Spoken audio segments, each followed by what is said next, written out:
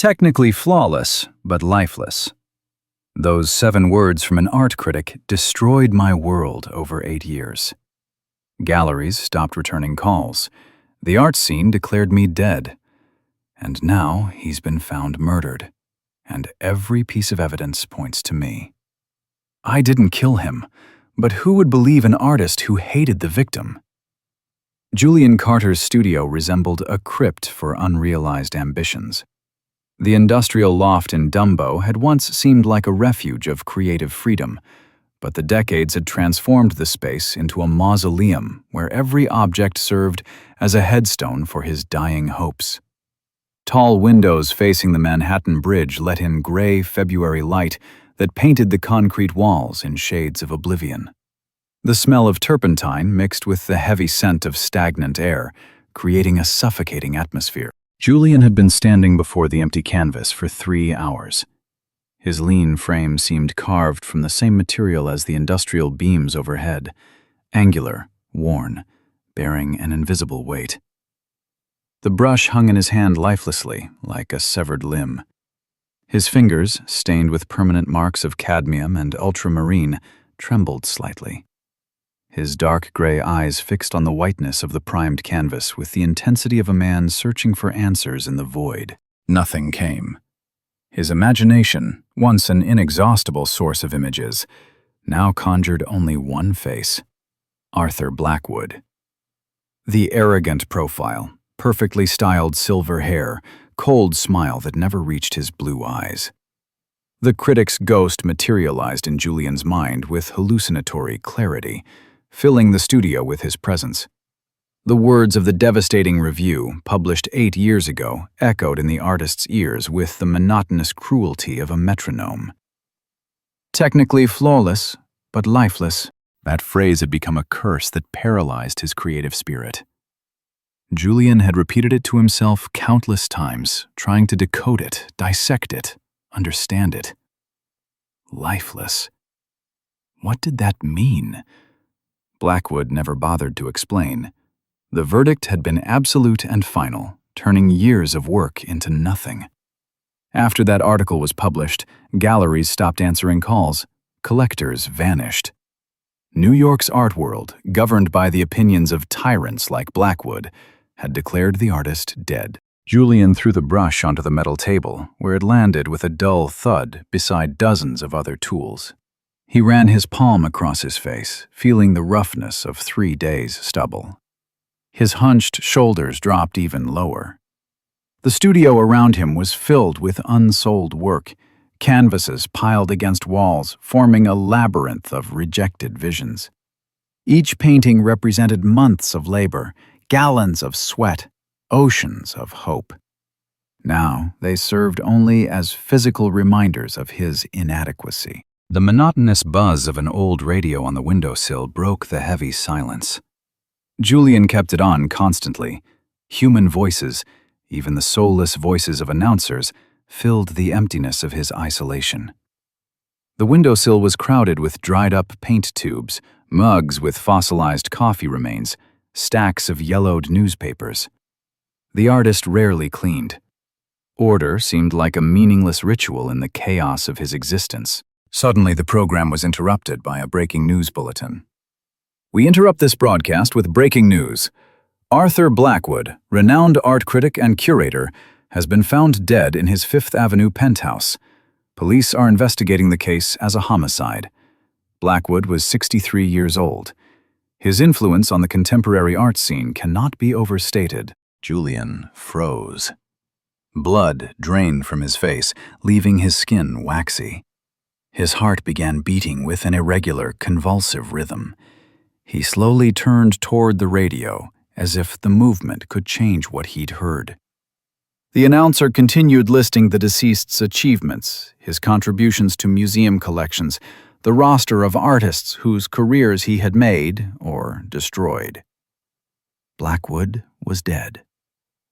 The first feeling that flooded Julian's consciousness was a bitter, forbidden satisfaction. The tyrant had fallen. The man who had stolen his future with one contemptuous verdict no longer existed. The artist felt a dark, almost physical relief inside himself, which instantly gave way to shame. Rejoicing in someone's death, even an enemy's death, meant admitting moral defeat. But shame was quickly displaced by a sharper feeling, an anxious premonition. Nothing in his life ever happened simply. Luck had avoided him with methodical cruelty. Why should Blackwood's death be any different? Julian approached the window, staring at the gray panorama of Brooklyn in the rain. The Manhattan Bridge rose from the fog, connecting his shabby neighborhood to the glittering world of the Upper East Side where Blackwood had lived. Just 15 minutes by subway separated them physically, but the social chasm was insurmountable. A Fifth Avenue penthouse with a view of Central Park versus an industrial loft with rent control. A world of power versus a world of the rejected. A loud, demanding knock on the metal door made Julian flinch. This wasn't a friend's knock. He had no friends. This was the sound of authority invading his solitude. Heavy blows echoed through the empty space of the studio. The artist froze, instinctively retreating deeper into the room. The knock repeated, more insistent. "Open up! Police!" Julian moved slowly toward the door, each step an effort. His palm settled on the cold metal handle. He turned the lock and pulled the door toward himself. On the threshold stood Detective Hargrove. A massive, stocky man in a rumpled beige trench coat filled the doorway. His broad face, with tired eyes and a broken nose, expressed that particular mixture of cynical exhaustion and unwavering determination that comes after decades of dealing with the worst manifestations of human nature. Thinning hair was slicked back, revealing a high forehead lined with deep wrinkles. Beside him loomed a young partner, a trim guy in a dark suit, chewing nicotine gum with mechanical monotony. Hargrove didn't wait for an invitation. He stepped heavily across the threshold, his gaze methodically scanning the chaos of the studio. This was the look of a professional turning every object into potential evidence. The artistic space held no aesthetic interest for him, only a cold assessment of a suspect's territory. "Julian Carter?" The detective's voice was low, raspy, devoid of inflection. "Yes," Julian cleared his throat. "What's this about, officer?" "Detective Hargrove. Homicide." He pulled out his badge, showed it with mechanical obligation, and tucked it away. "I assume you've heard the news about Arthur Blackwood." Julian nodded, not trusting his voice. Hargrove slowly walked through the studio, stopping at the walls. His heavy boots left dirty tracks on the concrete floor covered with paint stains. The detective studied the paintings with the expression of someone reading crime scene evidence. On one wall hung a series of aggressive, furious sketches, pencil portraits Julian had made in the months after the devastating review. Almost caricatured images of the critic's predatory profile, where every line breathed hatred. Hargrove stopped before the largest sketch. The young partner approached him, and the detective nodded toward the drawing. The exchange of glances was eloquent. The atmosphere in the room became saturated with unspoken accusation.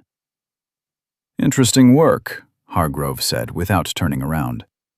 "Expressive." Julian felt his throat constrict. "They're just sketches. Studies." Studies in hatred.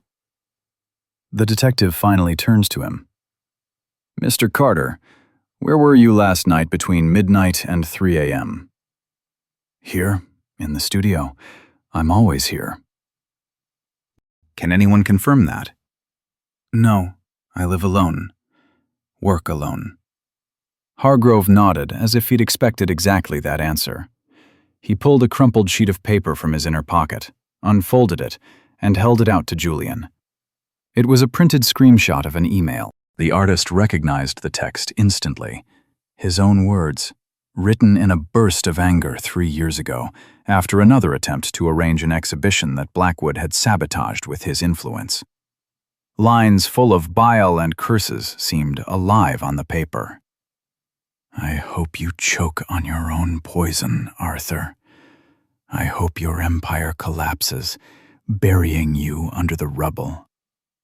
You're not a critic. You're an art killer." Julian slowly raised his eyes to the detective. Hargrove chewed his gum, watching him with the expression of a man holding a trump card. "Looks like you had some creative differences with him, Mr. Carter." The heavy irony in the detective's voice hung in the air like a noose. "That was a long time ago." Julian's voice broke into a hoarse whisper. "I was angry, upset. Blackwood destroyed my career. But I didn't kill him," Hargrove finished the sentence. "Of course not. Nobody ever kills anyone. And then we find them with blood on their hands." Julian exploded. Years of accumulated frustration, humiliation, powerless rage poured out in a desperate attempt to explain what couldn't be explained. He gestured wildly, nearly knocking over a jar of brushes on the metal table. Words flowed in a torrent, chaotic, passionate. "You don't understand. This wasn't a desire to kill. This was a cry from the soul. Blackwood didn't just criticize my work, he denied my right to exist as an artist. He said my paintings lacked a spark of life. A spark of life! As if he could measure a soul with a ruler. As if art is a formula you can calculate. I hated him, yes. But hatred isn't murder. It's passion. It's proof that I'm alive, that I feel, that my work means something." He fell silent, gasping. Hargrove listened without interrupting, his face remaining impenetrable. The young partner took notes in his pad. When Julian finished, the detective slowly nodded. Soul, spark of life, authenticity. Hargrove repeated the words with the careful precision of someone quoting in a foreign language. "You see, Mr. Carter, to me these are just words. Beautiful, abstract words. Ideal in facts." He began counting on his fingers. Fact 1. You have motive. Blackwood destroyed your career. Fact 2. You have no alibi. You were alone in the studio at the time of the murder. Fact 3. Your emails demonstrate deep, pathological hatred for the victim. Fact 4. Your emotional instability is obvious. Each word fell on Julian with the weight of an iron hammer. He backed away until his spine pressed against the cold wall. The world around him began to narrow, becoming a tunnel where the only light came from the detective's tired, merciless eyes. "The arrest warrant is just a formality, Mr. Carter." Hargrove's voice was even, devoid of triumph or gloating. This was a statement of fact. "Matter of a few hours. The judge is already reviewing the paperwork." Julian felt the ground disappearing beneath his feet. The final toll of the bell announced his inevitable doom. He would be arrested for a crime he didn't commit. They would pack him into a prison cell where he'd spend the rest of his life, forever branded as a murderer. History would remember him not as an artist, but as a madman who killed his tormentor in a fit of jealousy. "We'll be back in an hour." Hargrove turned toward the exit, nodding to his partner. "I wouldn't advise going anywhere." This gesture of final dismissal was the last straw for Julian. The detective didn't even consider it necessary to leave a guard. As far as he was concerned, the case was solved. The artist represented nothing but a formality, paperwork that needed completing. Panic mixed with a sense of absolute injustice overwhelmed Julian. Adrenaline exploded in his veins, driving out the numbness. He couldn't let this happen. Couldn't let himself be arrested. Couldn't let the world bury him under the name of murderer, erasing the last traces of who he really was. In a desperate, instinctive impulse, Julian bolted. He rushed toward the exit where Hargrove was already turning his back. The young partner instinctively blocked his path, spreading his arms. Julian shoved him with a strength he didn't know he possessed, the strength of a cornered animal. The officer lost his balance, his boots sliding on the paint-slicked floor.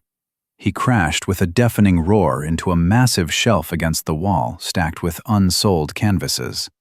The structure tilted, emitting a prolonged metallic screech. Dozens of canvases, like collapsing dominoes, tumbled downward with a crackling and rustling, creating a chaotic wall of frames, canvas, and thunder. Hargrove spun around, his hand reaching for his holster. "Carter! Stop!" But Julian was already racing through the studio. He dove into the labyrinth of canvases, slipped past the collapsed shelving, sprinted to the back exit at the far end of the loft. The old lock gave way under the impact of his shoulder. The door flew open, and Julian tumbled into the wet, dark alley. Rain lashed his face, mixing with adrenaline-laced sweat. Blood roared in his ears. Behind him came Hargrove's shout, demanding backup over his radio. Julian ran without looking back, dissolving into the maze of Brooklyn streets. He had become a fugitive. Dodging patrols and constantly looking over his shoulder, Julian found refuge in a 24-hour internet cafe on the edge of Dumbo. The place was half empty, a few homeless people sleeping at tables, one teenager playing a video game. The smell of cleaning solution and cheap fried food assaulted his nostrils. Fluorescent lights cast a deathly glow on the peeling walls. Julian took a terminal in the far corner, back to the wall. His clothes were soaked through, hair plastered to his forehead. His hands trembled as he typed in a search query. Articles about Blackwood's murder flooded the screen. He clicked through links frantically, searching for any clue, any proof, an alternative suspect. A major publication had posted a gallery of high-quality crime scene photographs. Julian opened it, studying each frame with desperate hope. Blackwood's luxurious study was filled with masterpieces: Picasso, Rothko, Pollock. The critic's collection was worth millions. His gaze snagged on one photograph, a wide shot of the study. Among the world-renowned masterpieces on the wall hung an unremarkable Dutch still life. Classic composition: fruit, a glass of wine, drapery. At first glance, nothing noteworthy. But an artist's eye saw more. Julian enlarged the image, peering at the details. His breathing quickened. There, in the shadows of the drapery, in the reflection of light on the glass, a technique that didn't belong to the 17th century. Modern glazing, applied with virtuosic precision.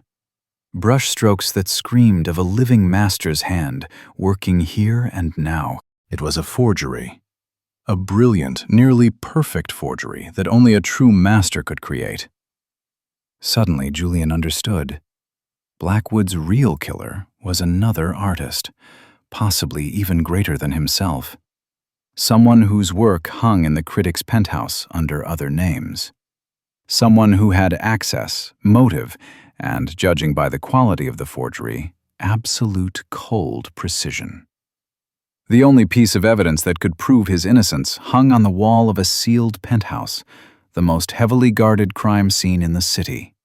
A place where he, as the prime suspect and fugitive, could never go.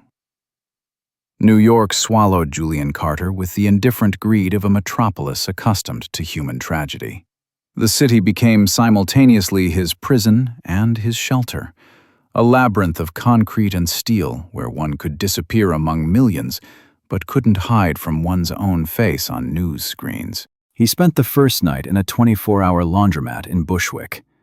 The heavy, monotonous hum of industrial dryers acted on him like white noise, dulling the panic. Julian settled onto a plastic chair in the far corner, pulling the hood of his soaked sweatshirt over his face. Fluorescent lights cast deathly illumination on faded linoleum.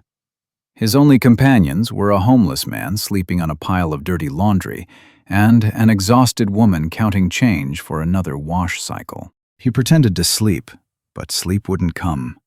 Every creak of the door made him flinch. Every footstep outside seemed like an approaching patrol. His body ached with exhaustion, but his mind worked with feverish intensity, replaying the photograph of the still life from Blackwood's penthouse. At dawn, he left the laundromat, slipping out into gray pre-dawn fog. Hunger had begun making itself known, a sharp, almost animal sensation in his stomach. Julian searched his pockets, finding only a few crumpled bills and a handful of change. Not enough for a hotel, not enough even for a decent breakfast. He dove into the subway at Montrose Station, dissolving into the morning crowd. The car was packed with people, office workers with dead eyes, construction workers in dirty jackets, students with headphones. Julian gripped the handrail, hiding behind strangers' backs. His reflection in the dark window glass showed a stranger, unshaven, with sunken eyes, resembling those homeless people he'd once carefully ignored. The news screen above the car door flashed his photograph. It was a shot from 3 years ago, from the only exhibition he'd managed to organize after Blackwood's demolition. On screen, Julian looked younger, almost arrogant. Text ran in red. Police seeking artist Julian Carter in connection with the murder of art critic Arthur Blackwood.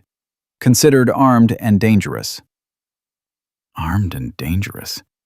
The absurdity of the accusation bordered on grotesque. His only weapon was a brush. A woman across from him looked up from her phone, her gaze sliding across his face. Julian turned away, drawing his head into his shoulders. His heart pounded with painful frequency. The woman kept staring. A second stretched into eternity. The train braked at the next station. Julian pushed toward the doors and bolted onto the platform without looking back. The New York Public Library on Fifth Avenue became his temporary refuge. The magnificent building with marble lions at the entrance sheltered hundreds of visitors, students, homeless people, tourists, scholars. Julian dissolved into this mass, choosing a table in the farthest corner of the reading room. He spent hours in front of an old computer, enlarging the screenshot of the still life to fill the screen. Every pixel underwent his analysis.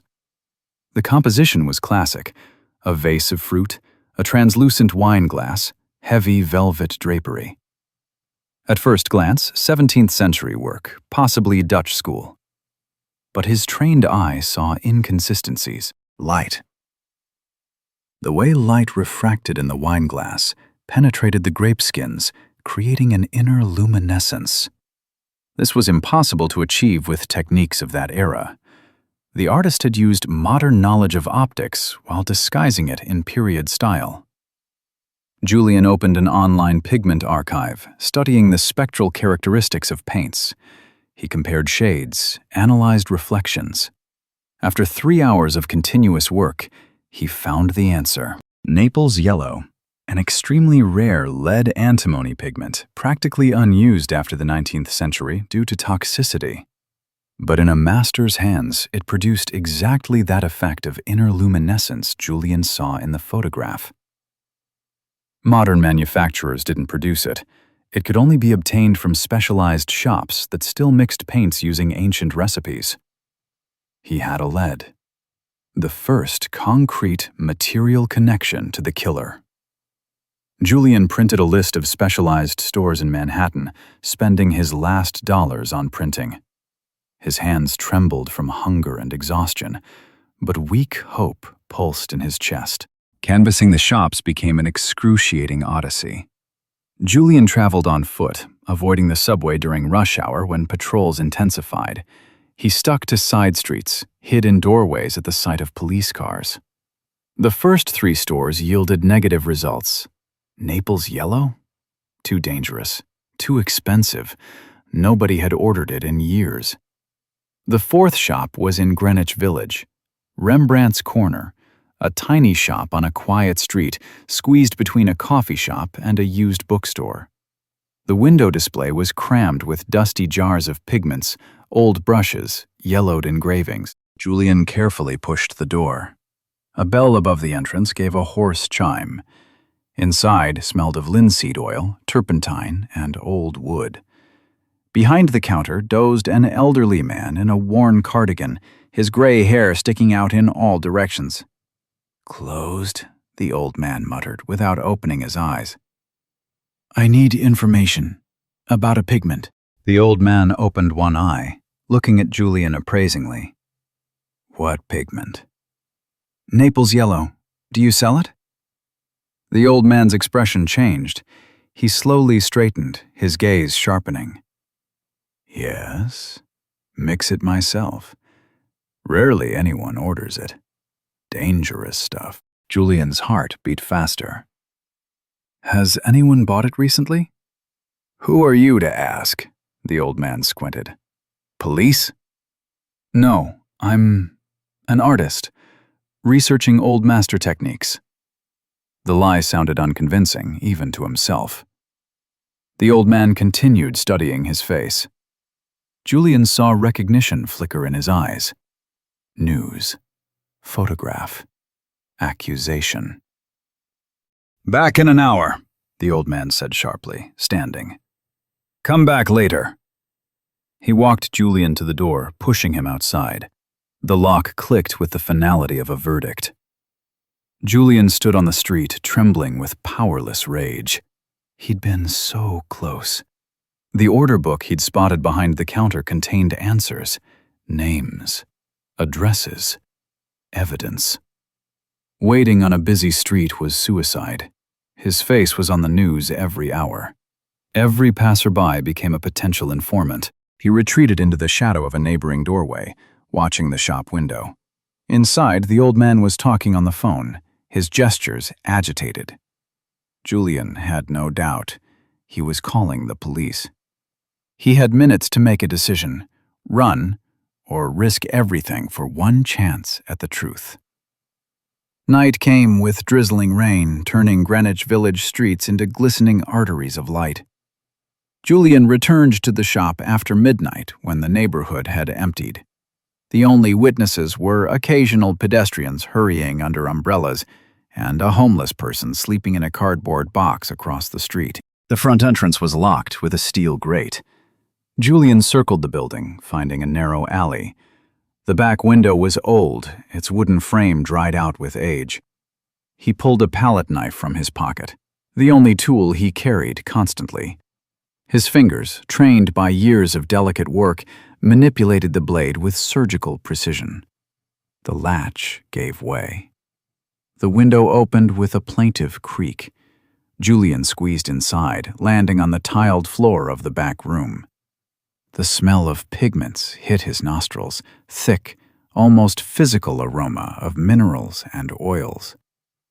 He froze, listening. Silence. He moved through the shop, using light from street lamps penetrating through the display window. Shadows from jars and brushes created bizarre patterns on the walls. The counter loomed ahead. Behind it, on a shelf, lay a thick book in a worn leather cover. Julian reached for it, his fingers touching cold leather. At that moment, he heard the sound of a key in the front door. Panic exploded in his chest like an ice ball. The old man had returned. Why? At this hour? The door opened.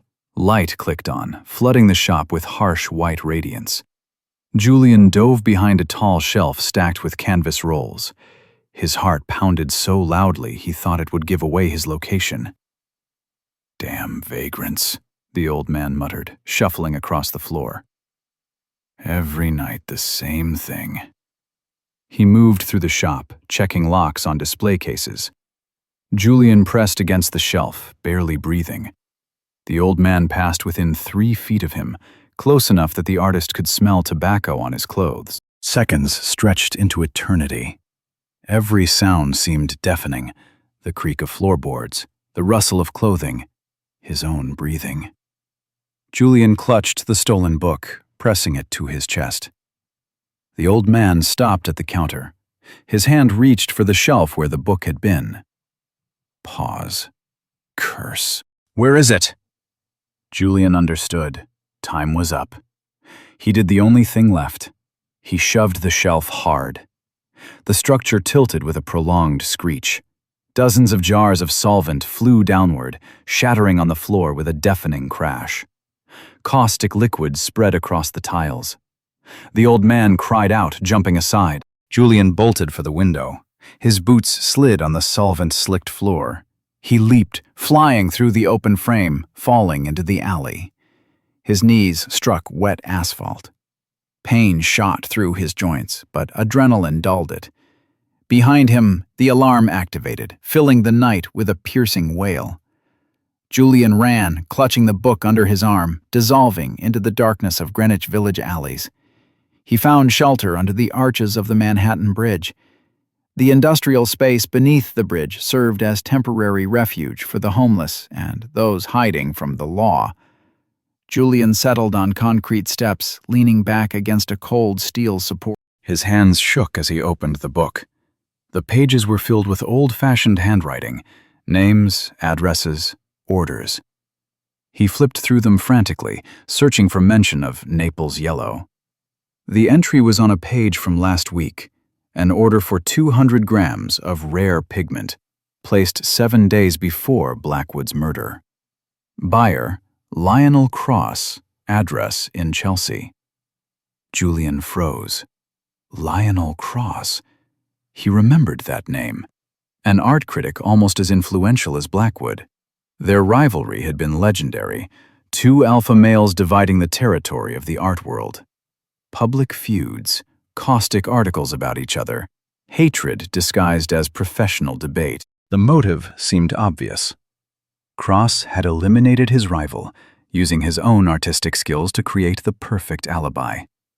The forgery on the penthouse wall was his signature, a bold challenge nobody could decipher. Hope flared in Julian's chest. He'd found the killer. Now all that remained was proving it. Lionel Cross's townhouse in Chelsea was an elegant 4-story red brick building. Windows glowed with warm light, betraying the owner's presence. Julian observed the house from around the corner, studying the territory. Direct assault was impossible. The front entrance was guarded by a camera. The backyard was fenced with high walls. But one of the garden windows on the first floor was slightly open, a small gap sufficient for entry. He waited until deep night. The street emptied. Julian climbed over the fence, dropping onto a neatly trimmed lawn. The rain had turned to fog, wrapping the garden in a ghostly veil. The window yielded without resistance. Julian squeezed inside, finding himself in a luxurious study. Heavy curtains, oak furniture, floor-to-ceiling bookshelves. Paintings hung on the walls, genuine masterpieces, each worth a fortune. But they didn't interest Julian. He was searching for evidence, materials, sketches, anything connecting Cross to the forgery. His gaze fell on an enormous plasma screen built into the opposite wall. On the screen was a paused recording of an evening talk show. Julian approached, peering at the image. On screen, in a Los Angeles studio, sat Lionel Cross.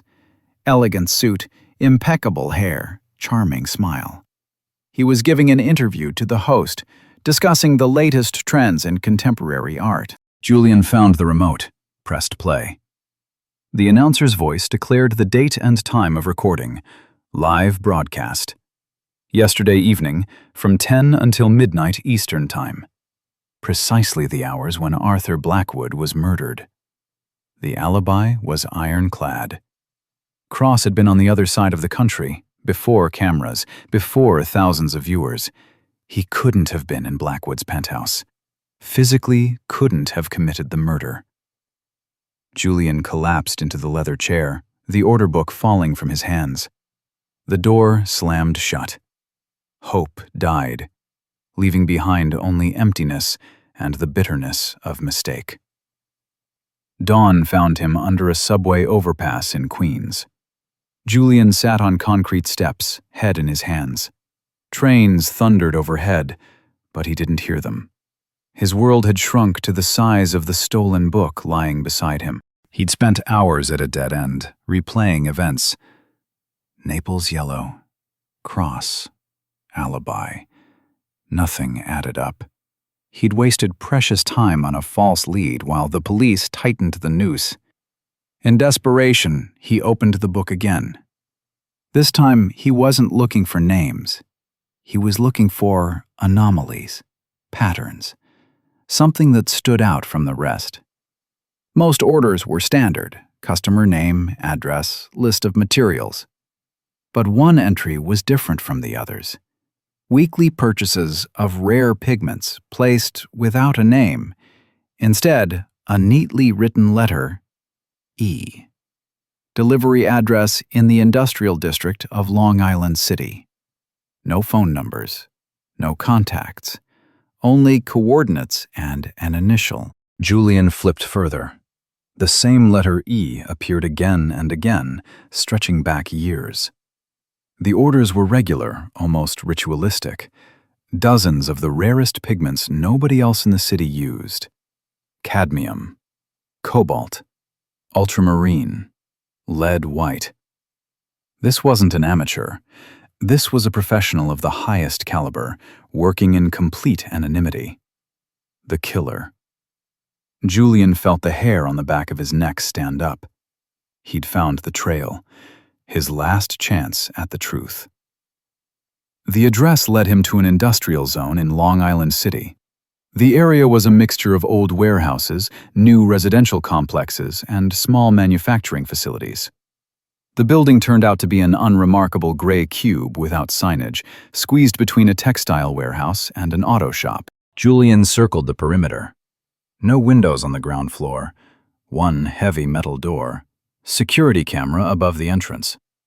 He expected anything: an empty workshop, a trap, a front company. Every instinct screamed danger. But there was no choice. This was his last chance. Julian carefully tried the door. To his surprise, it gave way, opening with the quiet hiss of a pneumatic closer. Inside was darkness. He stepped across the threshold. Automatic sensors activated the lights, flooding the space with cold, shadowless radiance. Julian froze. He'd entered a sterile laboratory that looked more like an operating room than an art studio. White walls, steel shelving, perfect order. In the center of the room stood an easel with an unfinished portrait. In the middle of it all, with her back to him, stood a woman in a white lab coat. Her posture was perfectly straight. Short dark hair neatly trimmed. In her hands she held a brush. On its tip glowed a familiar shade. Naples yellow. The woman slowly turned. Her face was devoid of emotion. No surprise, no fear, no anger. Only calm, analytical assessment. Her gaze slid over Julian with the precision of a surgeon examining a patient. "Julian Carter," she said in an even voice, devoid of accent. "I was expecting you." Behind him came a loud, heavy click. The automatic lock on the door closed. Julian spun around, seeing a red light above the door. Security system activated. He was trapped. The woman continued watching him, brush frozen in the air. A barely perceptible smile appeared on her lips. Cold, devoid of warmth, like a sculptor's smile satisfied with her work.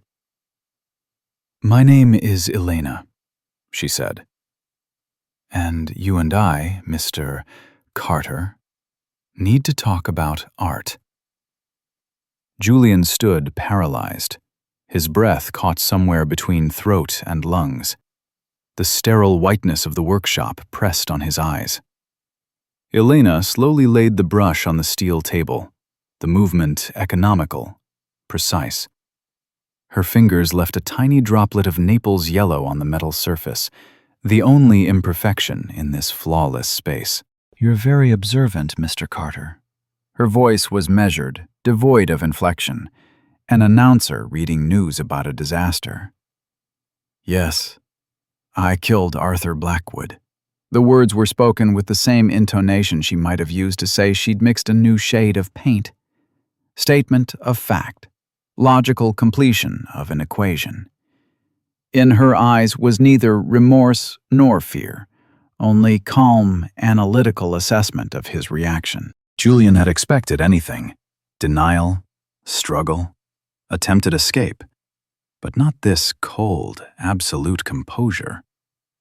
The woman before him was confessing to murder with less emotion than a cashier announcing the price of a purchase. His mind stalled, trying to process what he'd heard. 1 second. 2. The world slowly took on new contours. He'd done it. Against all odds, pursued by police, hungry and exhausted, he'd found the real killer. A brief but powerful wave of euphoria swept over him, washing away the fatigue of recent days. His intuition, his artist's eye, had proven stronger than Hargrove's crude methods. He was already imagining calling the detective, official apologies, returning to the studio, not as victim, but as hero. Victor.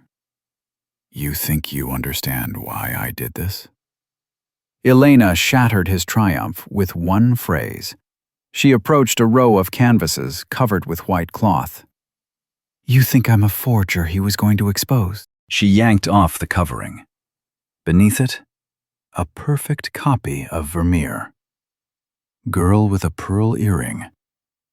Every brushstroke, every shade, reproduced with terrifying precision. Julian involuntarily stepped forward, his professional curiosity stronger than fear. I wasn't forging masterpieces, Mr. Carter. Her voice remained level. I was creating them, and Arthur was merely my signature. The words hit him harder than any physical blow. The floor beneath his feet seemed to collapse, opening a bottomless abyss. Elena moved along the wall, tearing off coverings one after another. Each canvas was an old master's masterpiece. Rubens, Caravaggio, Rembrandt. Dozens of works that should have hung in museums or private collections around the world. Arthur Blackwood. She pronounced his name with the same cold precision a surgeon names a removed organ. Was a technically competent copyist. He could reproduce composition, texture, even varnish cracks. But he lacked the main thing: understanding of light, the movement of life within paint. She stopped before a portrait of an unknown 17th-century Dutch merchant. Light fell on the subject's face at an impossible angle, creating the illusion the man was breathing. Right here. Her finger pointed to a reflection in the eye. And here. A gleam of light on a copper button. This, I added. The spark of life, as he loved to say. Symbiosis. He created the body of the painting. I, the soul. Julian listened, and his world turned upside down.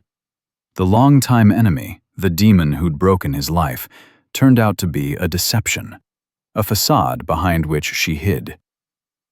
Blackwood was a parasite, Elena continued, returning to the table. Her hands began methodically cleaning brushes with solvent. He fed on my talent, selling it under the guise of authentication. Every painting he declared genuine contained my brushstrokes. Every museum, every collector paid from my vision, thinking they were buying verified history. Why? Julian's voice broke into a hoarse whisper. Why did you let him? For the first time, something resembling emotion flickered across Elena's face, a barely perceptible compression of lips that could have been contempt or regret. Because alone, I was nobody, a woman without a name, without connections, without citizenship. Arthur gave me infrastructure, legitimacy, access to materials and buyers. The symbiosis benefited both. She placed a clean brush on the shelf with surgical precision. Until he decided he could do without me. Julian leaned against the cold wall, his legs refusing to support his weight. Exhaustion crashed down with doubled force. He was going to turn you in? He was going to claim everything for himself. declare that I'd been blackmailing him, threatening exposure of forgeries he'd supposedly been forced to create under my pressure. There was no anger in her voice, only cold assessment of the situation. Arthur was a narcissist. He couldn't bear the thought that his greatness was an illusion created by someone else, especially a woman, especially one as unremarkable as me. She turns to him, her gaze direct, analytical. He was an imperfection in my system. I corrected it.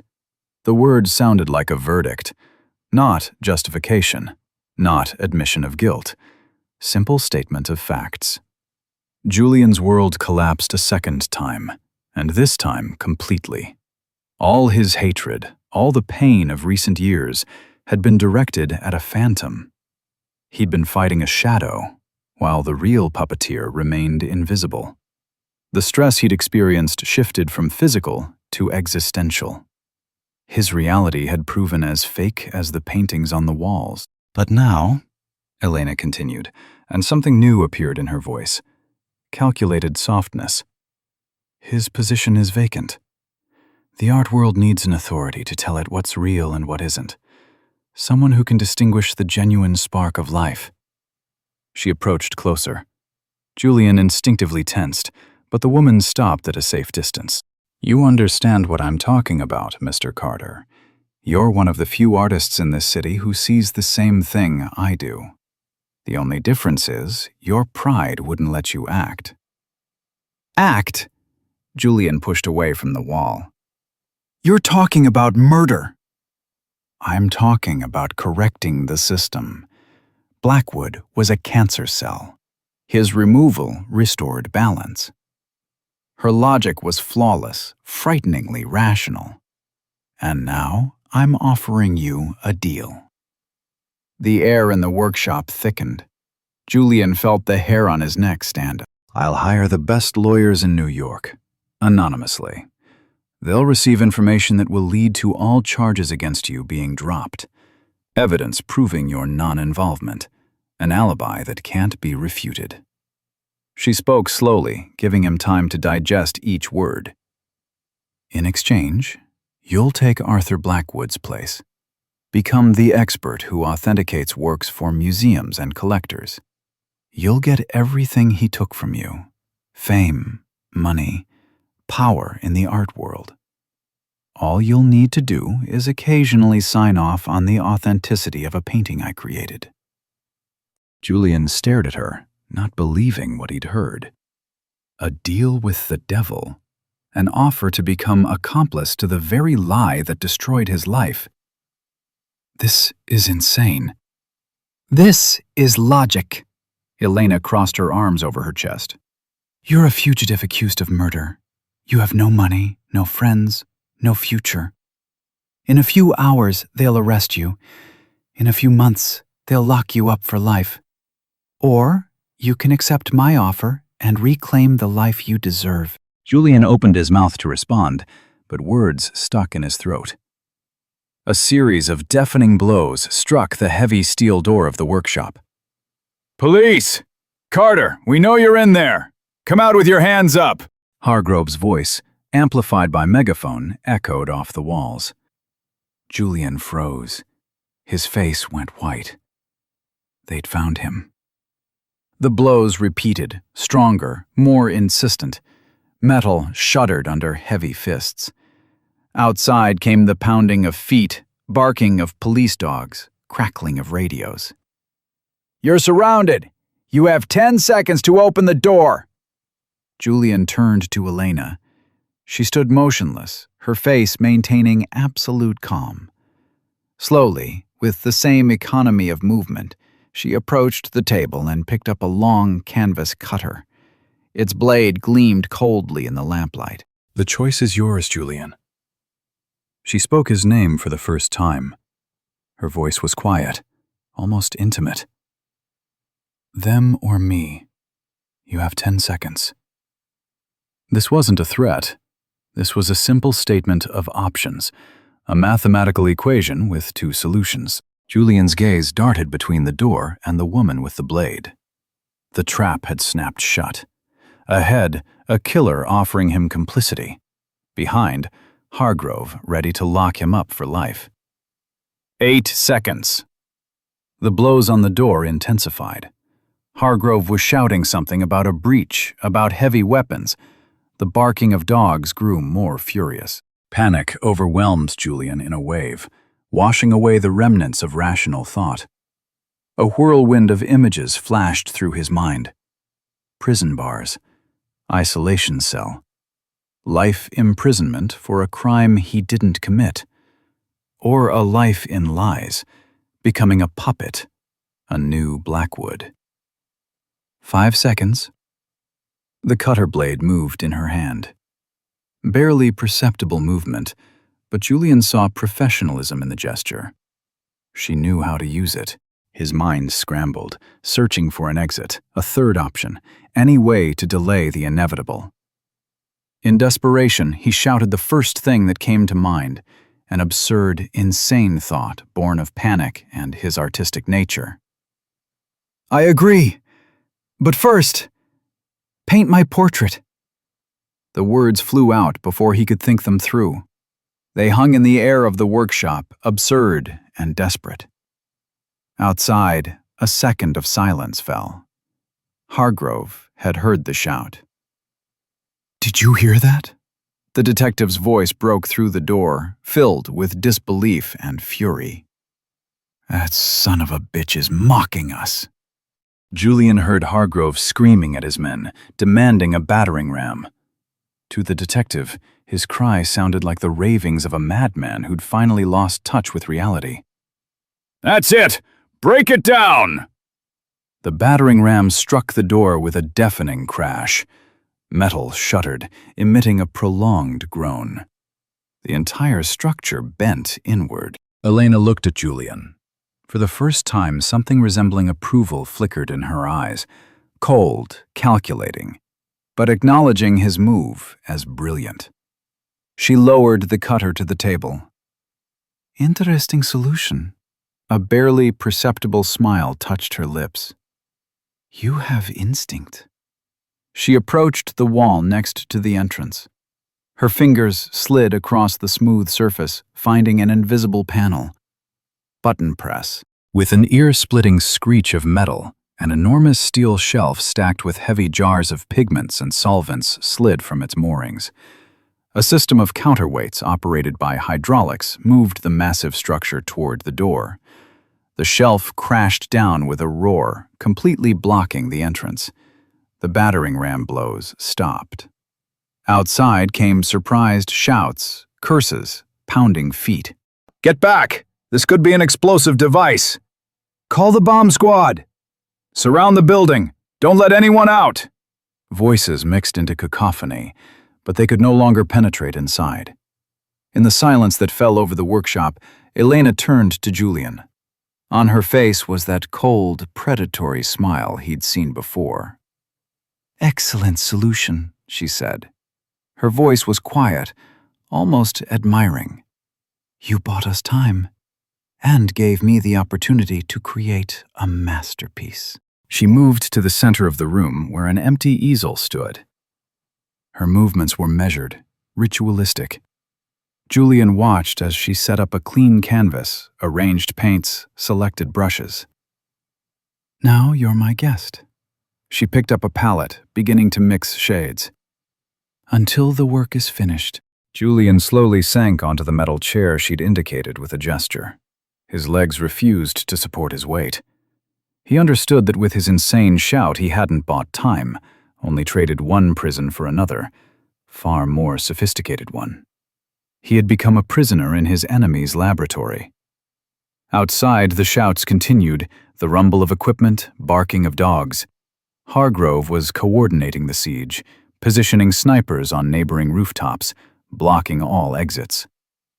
But inside the workshop, a strange, almost sacred silence reigned. Elena worked in silence. Her brush moved across the canvas with the precision of a clockwork mechanism. Julian sat motionless, staring at her face. Concentration, absolute focus. She'd forgotten about the police, about the blockade, about the fact they were both trapped here without food or water. For her, only the canvas existed. Hours ticked by. Outside came periodic demands from Hargrove to surrender. Elena ignored them. Julian watched as his face appeared on the white surface, first outlines, then shadows, then color. She didn't work like a forger copying another's style. She worked like a master, creating her own vision. Every brushstroke was a choice, a decision, an act of creation. Julian recognized himself on the canvas, but it wasn't really him. This was the man he could have become, exhausted, hunted, but not broken. In his painted eyes burned that very spark Blackwood had talked about, the spark of life Elena knew how to find and embody. "Why did you agree?" Julian broke the silence. His voice was hoarse from thirst. "To my request. You could have just killed you." Elena didn't look away from her work. "I don't kill unnecessarily. Blackwood was a systemic error. You're not. You understand art. You see what I see." She added a gleam of light to his portrait's pupil. "And because your offer was sincere. You didn't ask for freedom. You didn't try to bargain. You asked for what matters more to an artist than life. To be captured. To become part of art." Her brush paused. "In this we're alike, Mr. Carter. We're both willing to die for the right to create. Or to be created." Julian looked at her, and strange, frightening understanding stirred in his chest. She was right. In his insane shout, he'd expressed not a desire to save himself, but a desire to leave a mark. If he died here, under police bullets or at a killer's hand, at least his image would remain, captured by a genius's hand. Hours continued ticking. The portrait gained flesh. Time lost its contours. Julian couldn't remember how many hours he'd spent on that narrow metal chair. 3 days? 4? The outside world had evaporated, dissolved in the white light of lamps that burned continuously, erasing the boundary between day and night. His existence had compressed to the dimensions of this workshop, a sterile cell where he was simultaneously model, prisoner, and object of study. Elena worked silently. Her brush moved with metronome precision, measured and dispassionate. Sometimes she stopped, stepped back 2 paces, tilted her head at a specific angle, always the same one, like a calibrated machine, and analyzed the canvas. Then she'd approach again, make 3 or 4 short strokes, and repeat the cycle. Julian sat motionless, his back stiffening, transforming into a solid knot of pain. Every few hours, Elena allowed him to stretch, 5 minutes, measured to the second. Then he'd return to the chair, assume the indicated pose, and the process would begin anew. Food came on a steel tray: turkey sandwich, bottle of water, apple. Always identical, always at the same time, when the hands of the clock on the wall showed 6 p.m. Elena would place the tray on the edge of the table without interrupting her work, without even looking at him. "Eat," she'd say. "You have 10 minutes." At night, or what he assumed was night, she'd cover the canvas with white cloth and disappear through the steel door in the far corner of the workshop. The lock would click with a metallic thud. Julian heard her footsteps on stairs leading somewhere upward, then silence fell. He slept on a narrow cot by the opposite wall. Sleep came in snatches, interrupted by nightmares where Hargrove burst into the studio, or the paintings around him came alive, their subjects turning their heads to look at him with condemnation. Elena didn't tie him up, didn't lock him in. She didn't need to. The only exit was blocked by the massive shelf, a ton of metal and paint cutting off escape. Windows were positioned too high, just below the ceiling, the size of narrow embrasures.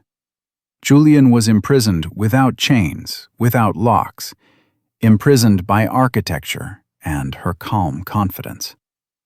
On the third day, or fourth, she brought a tablet. "You should see this," Elena said, setting the device on the edge of the table. Her fingers slid across the screen, activating a news feed. Julian's face filled the display, a surveillance camera photo taken somewhere on the street. His eyes were sunken, cheeks hollow, beard turned to unkempt stubble. He looked wild, dangerous. New York police have issued a warrant for Julian Carter, 32. The announcer's voice was emotionless. Suspected in the murder of renowned art critic Arthur Blackwood. Carter is considered armed and extremely dangerous. Information has emerged about a possible accomplice. Citizens are advised not to approach and to immediately report any contact. The camera switched to Hargrove, standing in front of a police station. The detective looked exhausted, but determined. "Mr. Carter is dangerous not only to himself, but to those around him," Hargrove said into the microphone. "We urge him to surrender voluntarily before anyone gets hurt." Elena turned off the tablet and put it away. "There's no going back now, Julian." For the first time in days, she spoke his name with something resembling gentleness. "Your old life is erased. All that remains is the one we'll create together." Julian stared at the space where seconds ago the screen had glowed. Elena's words settled in his consciousness, heavy and inevitable as stones. To the entire world, he was already a criminal, a monster, a murderer. Hope, barely flickering somewhere in his chest, finally extinguished. He turned to Elena. She'd already returned to the easel, raising her brush again. Her face maintained absolute calm, as if she'd just told him the weather forecast. "Take your position," she said. "We don't have much time left." Julian lowered himself onto the chair. His body moved automatically, assuming the familiar pose. But his mind was no longer passive. If there was no salvation outside, he had to find an exit within. The clock on the wall ticked. Elena worked, her brush rustling against canvas. Julian sat motionless, but his eyes no longer stared into emptiness. He began to see. His gaze slid across the workshop, slowly, methodically, like a brush across canvas. He was no longer a model, a passive object. He'd become an artist again, analyzing composition. Only this time, his canvas was the room itself. Steel table against the far wall. On it, jars of solvents arranged in perfect order. 3 large, 2 small. Labels turned outward at identical angles. Shelf on the left, brushes arranged by size. Paint tubes organized by color temperature, from cool to warm. Palettes cleaned to a shine. Easel in the center, on which his portrait grew. Elena stood to its right, always to the right, her shadow falling on the floor at a specific angle. Julian studied her movements. She worked in cycles. 3 strokes, step back, assessment. 4 strokes, step back, assessment. When she needed a new color, she'd turn to the table, take a tube, squeeze paint onto the palette, return the tube to its place. Always in that order. Always with the same precision. After each session, when white cloth descended over the canvas, Elena would approach the table and clean her palette. She'd pour solvent from a large glass jar into a metal bowl, dip cloth into it, and methodically wipe the wood, removing layers of paint. Julian had watched this ritual 3, 4 times now. His eyes recorded every detail. The solvent jar, heavy glass with a yellow label. Text, flammable, keep away from heat sources. After cleaning, Elena would return the jar to the bottom shelf of the unit by the far wall, always to the same spot. Always precisely between 2 tubes of titanium white. Next to the shelf, an old electrical junction box. Gray metal with exposed wires leading to the powerful lamp above the table. Julian could see. Insulation on the wires had cracked, copper showing through in places. The jar sat 6 inches from the box, maybe 8. Julian continued sitting motionless, his face maintaining an indifferent expression. But in the depths of consciousness, a plan began forming. Fragmentary, desperate, absurdly dangerous. The only one. Elena worked 3 days without break. Julian could see. She was approaching the finale. Details that had remained unclear earlier were gaining clarity. Shadows under his eyes, wrinkles on his forehead, the barely perceptible trembling of lips. Everything emerged on the canvas with frightening precision. On the 6th day, he was certain now it was the 6th day, Elena made the final stroke. She laid the brush on the palette, wiped her fingers on white cloth, and stepped back from the easel. 3 steps back. Head tilt. But this time she didn't return to the canvas. On her face appeared an expression Julian hadn't seen before. Deep, almost maternal satisfaction. Not joy, not pride, simply absolute certainty in the completion of work. "Finished," she said. Julian slowly rose from the chair. His legs had gone numb, joints creaked. He approached the easel and stopped beside Elena.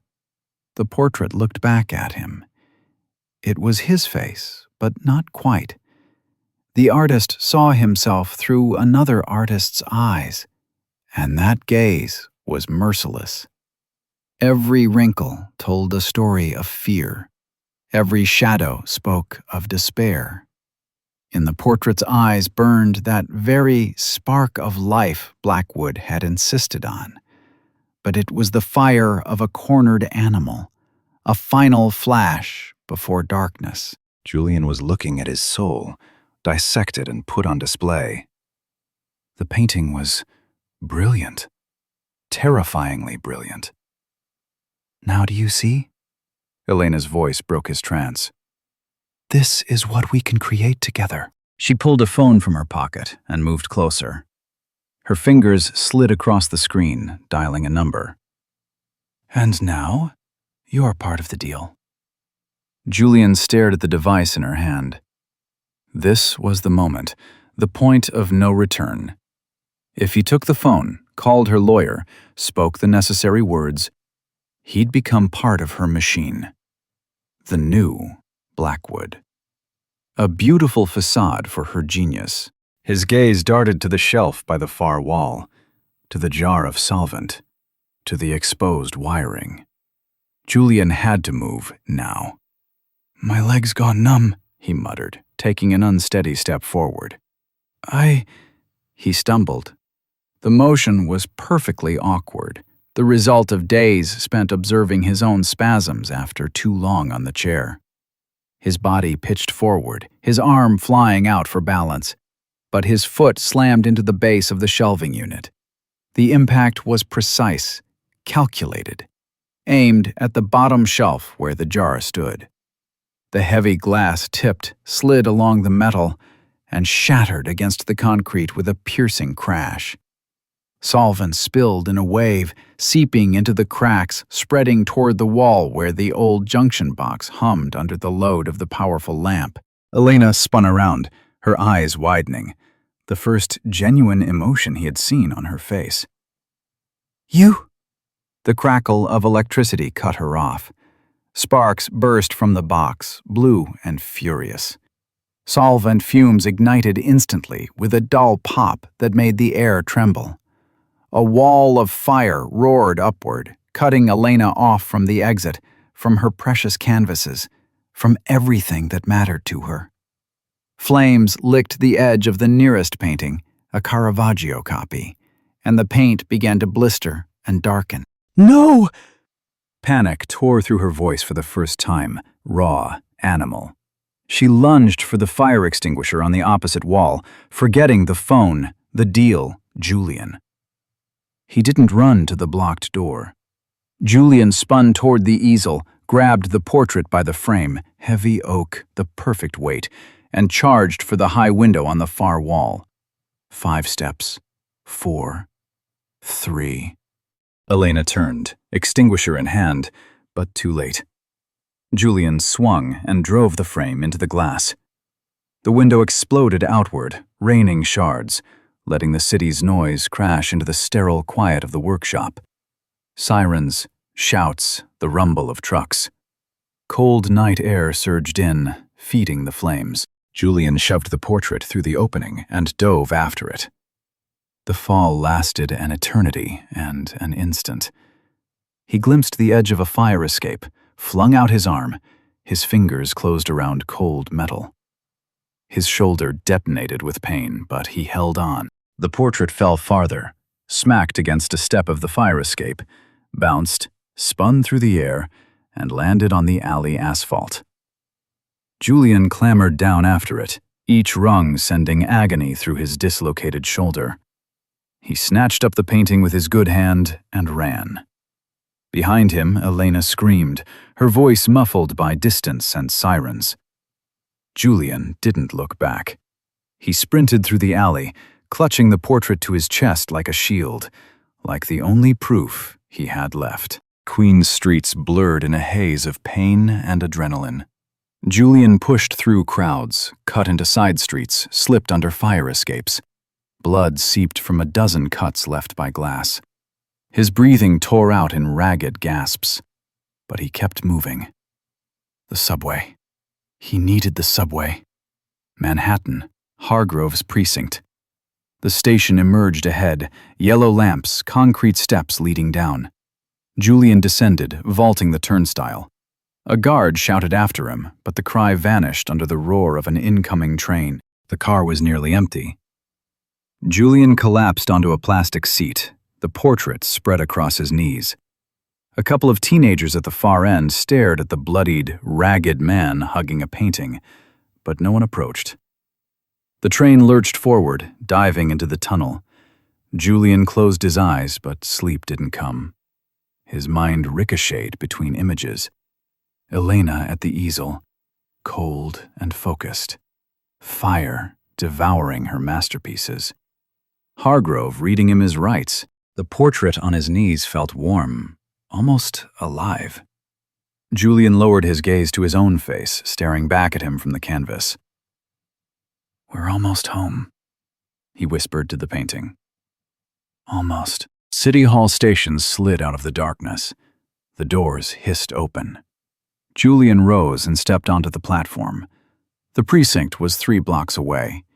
He walked slowly now, each step a battle. Blood had dried on his hands. His clothes clung to his body. Passers-by veered away. A uniformed officer on the corner reached for his radio, but Julian lifted his free hand. "I'm here to see Detective Hargrove," he said. His voice came out cracked, barely audible. "Julian Carter. I'm turning myself in." The officer froze, eyes widening. He recognized the name. The face. "On your knees! Hands on your head!" "I have evidence." Julian didn't kneel. "I need to see Hargrove. Now." 2 more officers ran up, weapons drawn. Julian slowly set the portrait on the sidewalk and raised his hands. "Arrest me," he said. "But take me to Hargrove." The cuffs snapped around his wrists.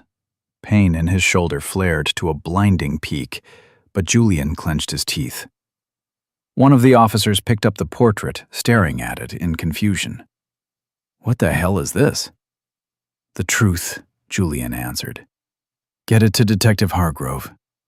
They shoved him into the patrol car. The short drive to the precinct passed in a fog.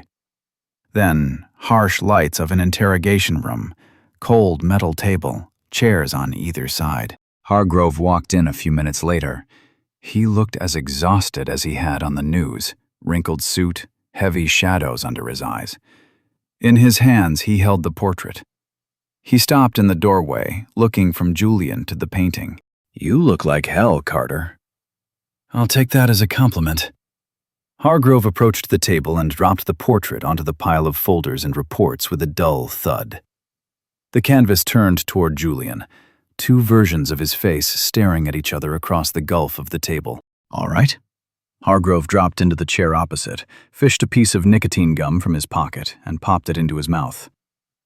"Explain what the hell is going on, and why I shouldn't send you straight to Rikers." Julian inhaled. Pain in his shoulder throbbed in sync with his heartbeat, but his mind had cleared. This was his last chance. "Look at the painting, Detective." "I'm looking. I see your face. So what?" "Look at the details." Julian leaned forward, the cuffs clinking against metal. "The shadows under the eyes, the texture of the skin, the catchlight in the pupil." Hargrove frowned but obliged. His gaze moved over the canvas, slow, methodical. "This was painted by Elena," Julian said.